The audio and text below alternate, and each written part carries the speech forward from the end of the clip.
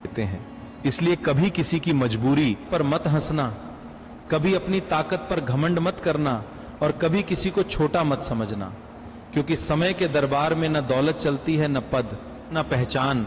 वहां सिर्फ कर्मों का हिसाब होता है। याद रखिए, समय की एक चोट इंसान की सारी गलतफहमियां दूर कर देती हैं। इसलिए विनम्र रहिए, अच्छे कर्म कीजिए, क्योंकि समय सबका आता है और सबको सिखा। समय जब अपने पर उतरता है तो जज भी वकील लिए फिरता है। समय किसी का सगा नहीं होता, ये राजा को भी झुका देता है और भिखारी को भी उठा देता है। जिस कुर्सी पर बैठकर लोग दूसरों का फैसला सुनाते हैं, एक दिन वही लोग अपने लिए फैसले की उम्मीद में खड़े दिखाई देते हैं। इसलिए कभी किसी की मजबूरी पर मत हंसना, कभी अपनी ताकत पर घमंड मत करना और कभी किसी को छोटा मत समझना, क्योंकि समय के दरबार में न दौलत चलती है, न पद, न पहचान। वहां सिर्फ कर्मों का हिसाब होता है।